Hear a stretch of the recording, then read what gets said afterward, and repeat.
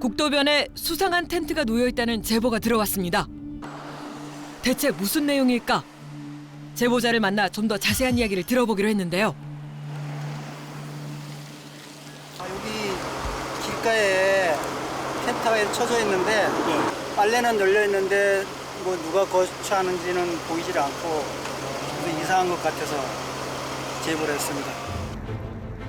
수많은 차량이 오가는 도로 옆에 아슬아슬하게 자리한 텐트 한 동. 바구니며 신발 같은 세간살이가 텐트 주변에 가득합니다. 누군가 이곳에 살고 있음을 짐작케 하는 생활의 흔적들.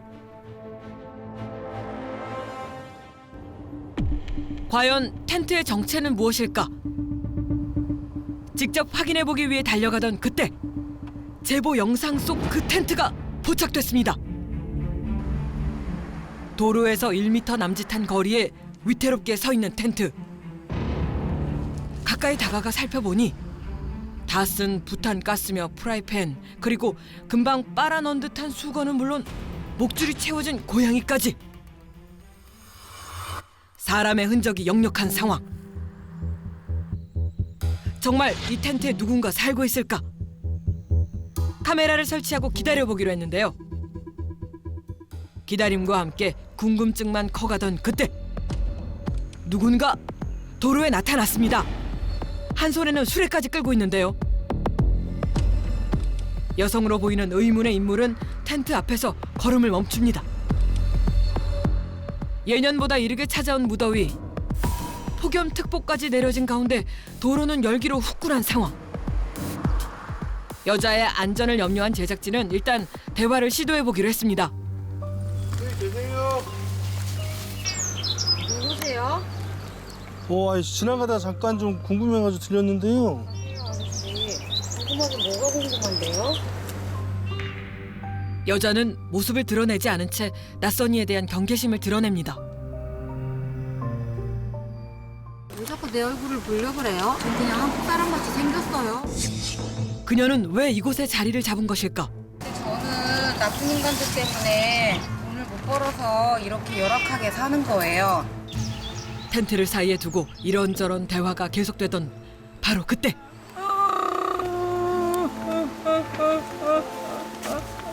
난 내 자식 구할 수 있는 돈이 필요해요.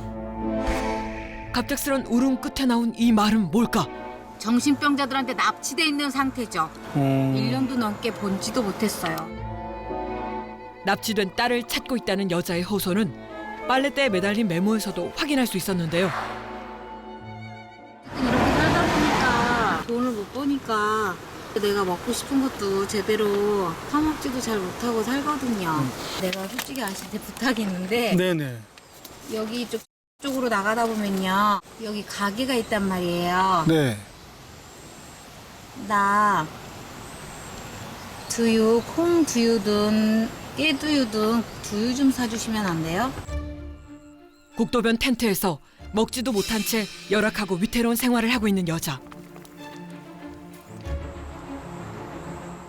납치된 딸을 찾기 위해 위험을 무릅쓰고 살아간다는 그녀의 기막힌 사연을 지금부터 파헤쳐봅니다.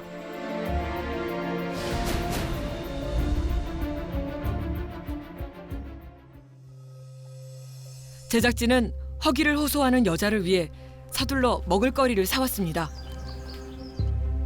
그런데 어째 대답이 없는데요.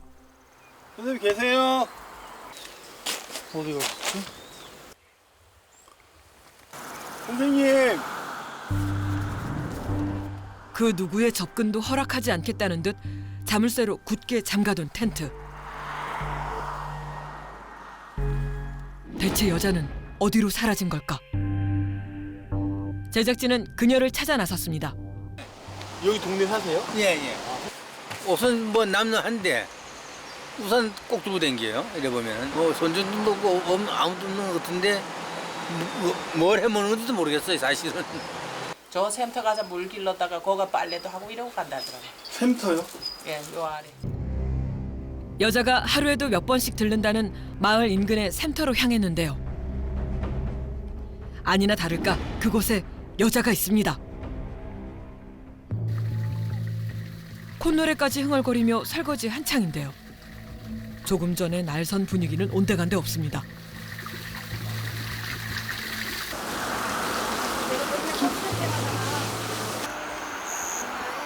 그런데 여자가 손빨래를 시작한 것입니다. 비누까지 문질러 가며 빨래를 치대는 손길이 분주한데요. 물을 길러온 사람이 하나 둘 늘어나는데도 여자는 빨래를 멈추지 않습니다. 아주머니 그거 빨래 하시는 거예요? 네, 몇개 안 돼요. 빨래 하면 안 되죠. 그거 먹는 거 이렇게. 아니 나 하나만 하고 빨래 하시면 안 되죠. 물 받으려고? 근데 아니 그냥 여기 놔두고 여기다가 물 좀 해서 섞이면 돼요. 다음에 하시면 안 돼요. 여기 쓰세요. 네? 아니 빨래 하면 안 되지. 그게. 아저씨 좀 착하게 하세요. 못 받고 쓰시면. 그러면 아저씨는 소금기 버리고 나가는 거 아까워서 어떻게 하실 거예요? 어떻게 집에 가서 주무세요? 물러 나가는 거하고 빨래 하시는 거하고 또 다르죠. 아이고 아저씨 빨래하는 거는 그럼 아주머니 집에서 저물 먹는 물에다가 빨래 해가지고 먹어요 그러면. 아저씨 사람을 생각하면서 사람에게 살줄 아셔야지. 그렇게 오래 먹으면서도 내가 아저씨네 집에 가서 빨래하는 것도 아니잖아요. 아저씨 그렇게 아프게 살지 마세요. 먹는물 공동시설로 지정된 이 센터는 음용 외 행위는 금지하고 있는데요. 하지만 여자는 적반하장으로 주민을 나무라더니 도로를 가로질러 어딘가로 향하기 시작합니다. 땡볕으로 달아오는 도로. 줄을 지어 달리는 차량 옆을 걸어가는 위험천만한 상황. 여자는 태연하게 걸음을 재촉하는데요.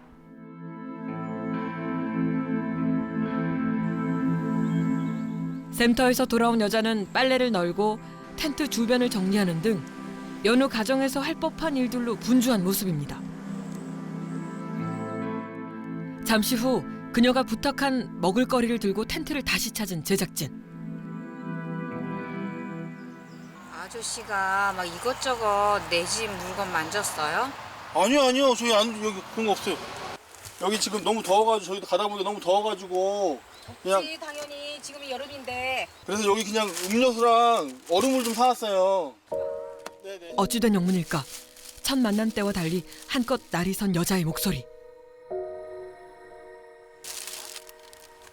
가볼게요. 요거만 놔두고 갈게요. 더우니까 저거 꼭 챙겨 드세요. 뭐냐 고맙구나. 저 텐트 속에선 대체 무슨 일이 벌어지고 있는 걸까?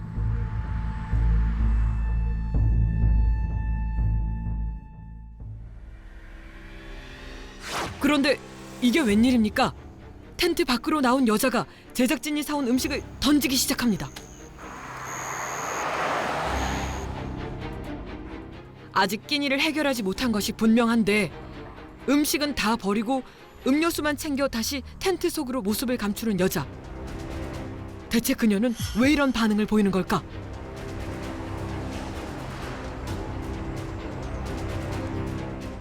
제작진은 여자를 조금 더 관찰해 보기로 했습니다. 잠시 후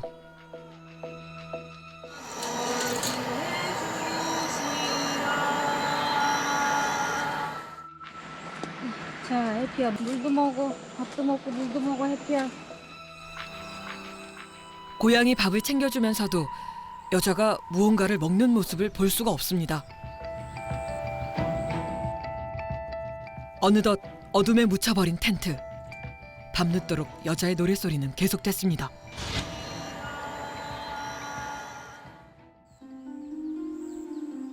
다음 날 이른 아침부터 텐트를 나서는 여자. 외출 필수품인 우산을 펼쳐두는 걸 보니 어딜 가려는 모양인데요. 그런데 그때 대형 트럭이 스쳐 지나가는 아찔한 상황. 그럼에도 여자는 수레를 끌고 길을 나섭니다. 대체 어디로 가는 걸까? 한참을 걸어 도착한 곳은 인근의 작은 가게. 무얼 한 것일까? 가게에서 한동안 시간을 보낸 다음에야 나오는데요. 이곳 사람들은 여자에 대해 알고 있을까? 혹시 방금 들어오신 분 혹시 뭐 하러 오시는 거예요? 휴대폰 충전시키고 뭐 화장실도 쓰고 뭐 여기 혹시 자주 오시나요? 여기 맨날 당기는데 여기서 여 아줌마가 아니야 저 어디서 왔어잖니. 이 마을이 아닌 어딘가에서 왔다는 여자. 제작진은 여자에 대해 좀 더 수소문해보기로 했습니다.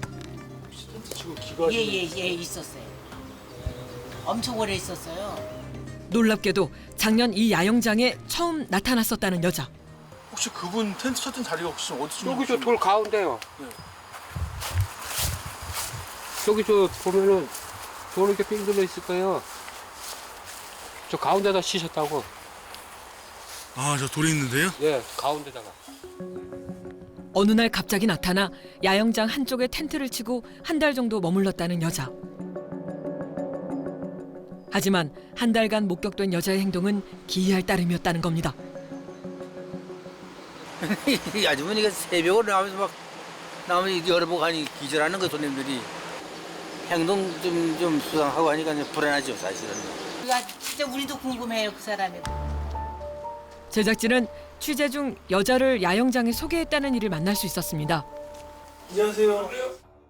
네. 아, 안녕하세요. 잘 들어도 될까요? 저희 지역에 저 양반이 지금 6개월 있네요. 처음에 이 동네를 오셔가지고 제가 무일푼이라 조그만 텐트를 하나 칠 테니 좀 돈을 받지 말고 있게 해 주세요 그렇게 말씀을 하셔요 그분이. 그래서 이제 그 노인의 동의를 얻어서 그 한 달간 도와주기로 했어요. 한 달 지난 후에 마을 주민들은 도움의 손길을 내밀었다는데요. 도와드릴 테니 좀 밝혀라. 좀 밝히라고 하니까 내가 나이 53이고 뭐 간호전문대를 나왔고 딸이 하나 있고 그까지만 얘기하고 그 이상은 안 밝히셔요. 고등교육까지 마쳤다는 여자가 어쩌다 이토록 위태로운 생활을 하기에 이른 것일까?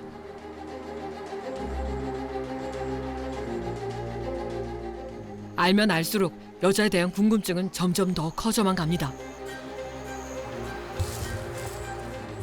그날 오후 여자가 또 텐트에서 사라졌습니다. 일단 기다려보기로 했지만 여느 때와 달리 좀처럼 돌아오지 않는 여자. 오후가 지나도록 하염없는 기다림이 이어지던 그때 올려. 찾았다. 여자의 텐트 앞에 승용차 한 대가 멈춰 섭니다. 두 사람이 차에서 내리는데요. 조수석에서 내린 이가 여자인 듯 싶습니다. 운전석에서 내린 이가 짐까지 꺼내 내려주는데요. 두 사람이 꽤 친밀해 보입니다. 잠시 후 여자를 두고 곧바로 출발하는 차량. 제작진은 의문의 차량을 추적해 보기로 했습니다. 여자는 오후 내내 어디에 있었던 걸까? 그리고 여자를 태워준 이는 대체 누구일까? 놀랍게도 승용차가 도착한 곳은 인근의 모텔이었습니다.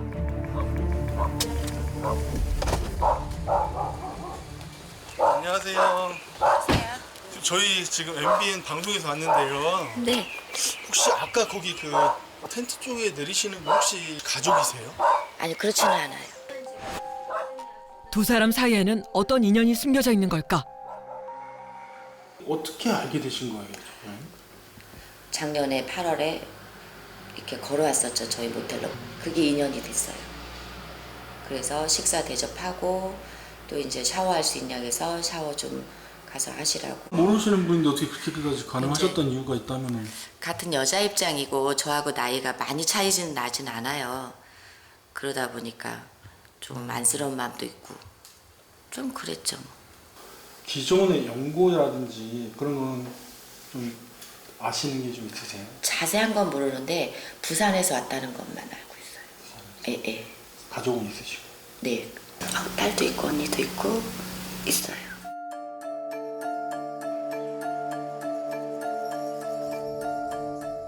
다른 이의 입을 통해 딸의 존재를 확인한 제작진. 그렇다면 딸이 납치됐다는 충격적인 주장 역시 사실일까? 그런데 아무도 내 딸을 구해주려고 하는 인간이 없네요. 내 딸이 그렇게 고통을 당해 죽어가는 걸 아는 자들이 수도 없이 많은데 구해주려고 하는 인간이 없는 거 보니까 천국에 갈 인간들이 거의 없는 것 같아요. 내가 지금 정말 몇 년째 사랑하는 내 딸을 구하기 위해서 그 내 딸 구해달라 경찰서를 찾아갔는데 대려 적반하장식으로 날 보고 업무 방해하기 때문에 업무 방해죄로 나를 고소해서 죽인다. 얼마나 흉측하고 얼마나 미친 개들인지 어찌 내가 모르겠는가.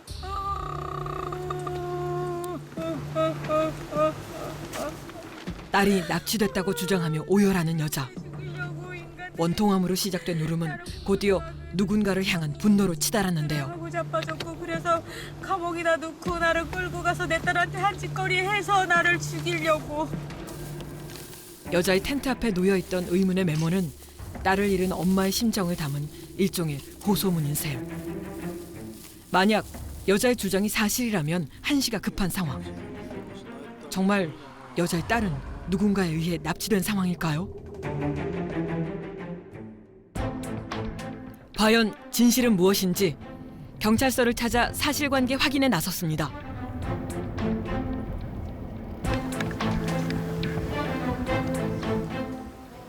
작년에 오셨는데 부산 기장에서부터 걸어오셨나? 저희한테 처음 신고 들어온 거는 할머니가 수레를 끌고 도로를 다닌다. 밤에 위험해 보인다.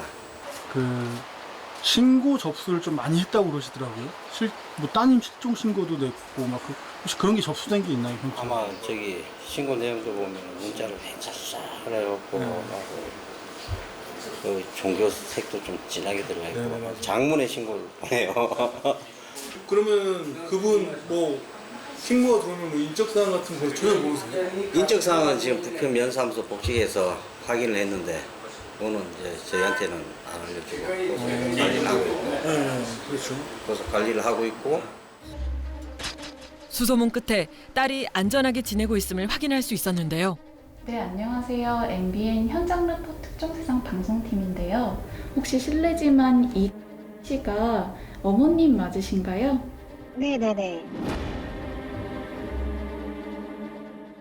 근데 조금 궁금한 점이 왜 하필 어머님은 따님이 납치됐다라고 이렇게 생각을 하고 계신 건가? 혹시 뭐 그런 중간에 어떤 사건이 있었던 건지. 아니요, 한 번도 예전에도 뭐 누구한테 납치를 당해서 몇 시간 동안 연락이 끊기거나 그런 적도 없고요.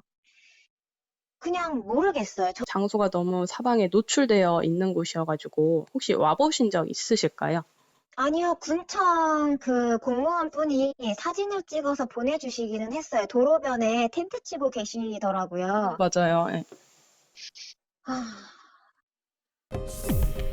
속 타는 마음과 달리 엄마를 찾지 않은 이유가 있다는데 어렸을 때 한 중학생 때부터 맨날 누군가가 우리들을 지켜보고 있고 망상 같은 말을 계속 주기적으로 하셨었거든요. 제가 엄마랑 같이 살다 보니까 스트레스를 받아서 원형 탈모도 생기고 진짜 미치겠더라고요. 그래서 이제 제가 성인이 되고 이제 사회생활을 하게 되는 나이가 되었을 때 엄마랑 도저히 못 살 것 같아서 집을 나왔고 그리고 나온 상태에서 이제 지금의 남편을 만나서 결혼을 한 상태거든요. 이혼 후 홀로 딸을 키워온 여자.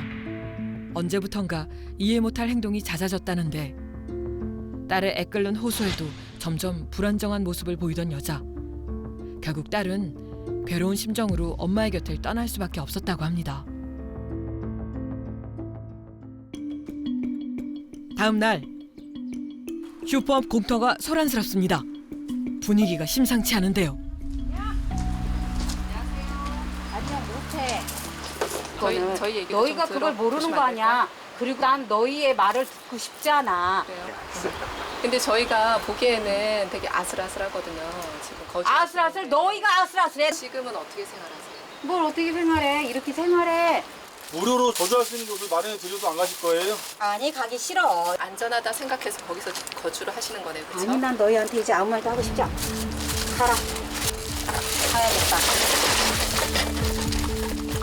여자의 안전을 우려한 관련 기관 관계자들이 한자리에 모인 상황. 하지만 여자는 강한 반발을 보이며 제안을 거부한 채 자리를 떠나버립니다. 관내에 있는 행정복지센터에서 주기적으로 방문을 해서 이렇게 안전이라든가 안부 확인을 하고 있는데 실제 이제 오늘도 이제 맞듯이 이제 저분이 이제 대화를 잘 안 하시려고 그러고 어떤 주거지에 다른 곳으로 옮겨드리고 이렇게 할 수는 있나요? 지금 뭐 주택을 마련해서 옮겨드릴 수는 있는데 그렇게 조치를 하려고 그러면은 이제 저분이 뭐 인적사항이 나와서 전입을 하신다든지 이런 조치가 좀 이루어져야 되는데 지금 본인 신분사항도 하나도 얘기를 안 하시고 그러다 보니까 이제 전입이라든가 이런 어떤 안내를 할 수도 없는 상황이. 마음의 빗장을 걸어 잠근 채 타인의 손길마저 모두 밀어내버리는 여자. 그 내 딸을 납치해서 미친 성폭행으로 죽이는 그녀는 왜 자신이 만들어낸 세상 속에서 벗어나지 못한 채 고통받고 있는 것일까? 대체 무엇이 여자를 이토록 위태로운 상황으로 몰아넣은 것인지 궁금합니다.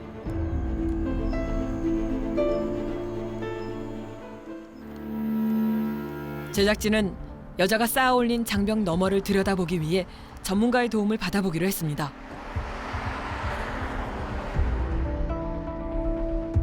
정신건강의학과 전문의가 여자와의 대화를 시도해보기로 한 것인데요. 과연 여자는 텐트 밖 세상으로 나올 수 있을까? 어머니 안녕하세요. 아유 놀라셨죠? 저는 의사거든요. 어디 뭐 불편한 데는 없으세요? 생활하시는 거나 어디 아프다거나. 하지만 아무런 대답이 없는 여자. 대체 여자의 마음을 열 수 있는 것은 무엇일까? 전문의는 조금씩 거리를 좁혀가며 여자와의 대화를 조심스럽게 시도해봅니다. 과연 이번에는 어떨까요? 따님하고 통화는 안 하시고 싶으세요? 그런데 뭔데? 네가 그렇게 잘났으면 어찌하여 내 딸을 뒤에서 데리고 오지 않았냐? 묵묵부답이던 여자가 딸이라는 말에 반응을 보인 것입니다. 네 안녕하세요. 어머님 도움 드리려고 이렇게 하는 정신과 의사인데요. 어머님하고 좀 통화 한번 해보시겠어요? 네. 자, 그러면 스피커폰으로. 네, 옆에 계세요? 예, 옆에 계시거든요. 어머님 따님 전화인데 한번 받아보시겠어요?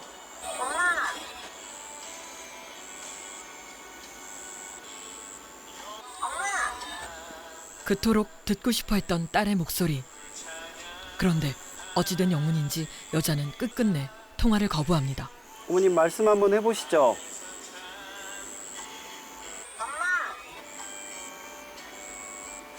지금 상태는 어때 보이세요? 우선 아까 그 따님이 납치되고 성폭행 당했다는 어떤 그런 말씀을 계속 반복적으로 하셨던 부분이 있는데 과거에 어찌 보면 환자분이 어떤 그런 비슷한 경험을 했었던 부분들이 많은 상처로 작용을 하고 큰 트라우마나 외상적인 사건으로 여겨지지 않았을까 이런 의심은 듭니다. 그래서 우선은 가능하다면 입원 치료나 그다음에 어떤 안전한 환경으로의 이전을 통하고 그리고 이제 또 지속적인 치료가 우선시 돼야 되지 않을까 이런 생각이 듭니다. 상처 입은 여자를 도울 방법은 정녕 없는 걸까? 제작진은 굳게 닫힌 여자의 마음을 열어줄 수 있는 또 다른 방법을 찾아보기로 했습니다. 안녕하세요. MBN 현장 루포 특정세상 방송팀인데요. 혹시 이 언니분 맞으세요? 아, 예, 제 동생 이름인데요. 근데 무슨 일이 있어요? 수소문 끝에 여자의 언니와 연락이 닿은 상황. 다음 날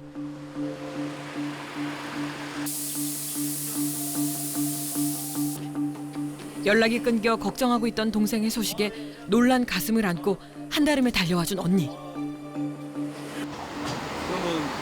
헤어지신 지 언제? 아니, 한 5, 6년 된 것 같아요. 거리했을 때 발랄했어요. 성격이 발랄하고 명랑했어요. 노래도 잘하고 동네에서 인기였어요. 그럼 혹시 지금 어디에 기거하고 계신지는 혹시 아세요? 동생이요? 네. 아 몰라요. 아무것도 몰라요 지금. 어제 이제 오늘 이제 만나러 오시는 건데 네. 얼굴 보는 거는 5년 정도 이제 만에 처음 보시는 건데 네. 어떠세요? 어떠실 것 같으세요? 착잡하죠. 이렇게 있으리라고는 상상이 안 됐으니까.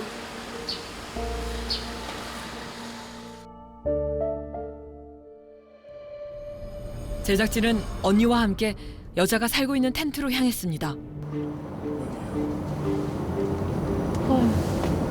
길가네. 국도변 무성한 잡초 사이에 덩그러니 놓여있는 텐트. 눈으로 직접 동생의 거처를 확인한 언니는 어지러운 마음을 감출 길이 없는데요.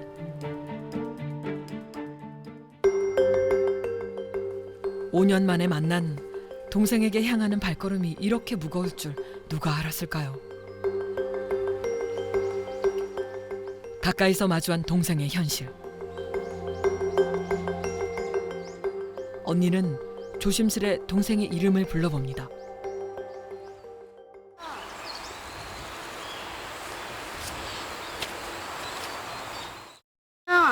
언니야? 어. 언니의 목소리를 기억하는 듯한데요. 어떻게 알고 왔어? 문 열지 마. 말해. 아유, 여기 어떻게 알고 왔냐고. 그냥 알고 왔어. 말해, 솔직하게. 어떻게 알고 왔냐고. 누구랑 왔어? 차 소리 나던데? 나와봐. 응? 밥은 먹었어?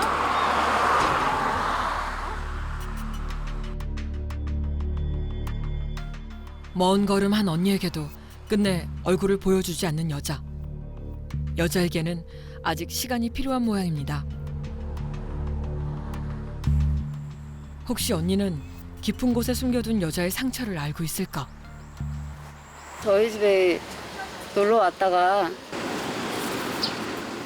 성폭행을 당했어요. 그러니까 학교 졸업할 무렵에 20대 초반에. 그래서 애가 이제 그때부터 명랑했던 게 이제 내색은 크게 안 하지만 저도 그때는 어렸고 그러다 보니까 저도 어떻게 손을 써줄 형편이 안 됐고 그래서 걔는 이제 성격이 워낙에 발랄하다 보니까 그냥 순하게 이렇게 지나는가 보다, 아 이전인가 보다 그렇게 생각을 했었죠. 언급하기조차 조심스러운 상처. 여자에게는 도움이 절실한 상황입니다. 상태가 점점 더 나빠지면 나빠졌지 좋아지지는 않거든요.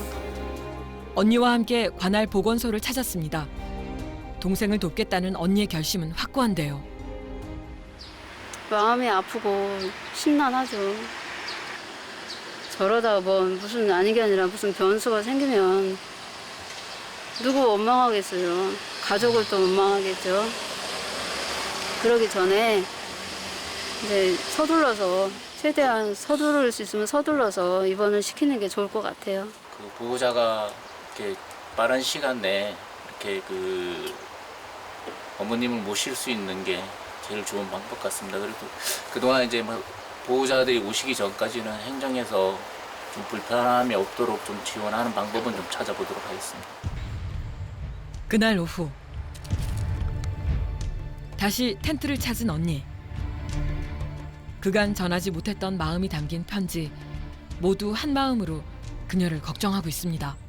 엄마 많이 보고 싶기도 하고 또 이제 곧 있으면 11월 달에 출산을 하면 남들처럼 엄마 친정집에서 산후조리도 해보고 싶고 엄마가 내 애기도 좀 봐줬으면 좋겠고 이런 마음이 엄청 많이 들고 있거든요. 엄마의 치료가 얼마나 오래될지 모르겠지만 치료가 돼서 진짜 대화가 잘 통하는 정상적인 사람으로 이제 되면 저희 집에서 같이 생활하는 것도 남편이랑 고려를 해보고 있거든요. 하루빨리 위태로운 길을 벗어나 안전하고 평온한 거리를 가족과 함께 걸을 수 있는 그날이 오기를 간절히 바라봅니다.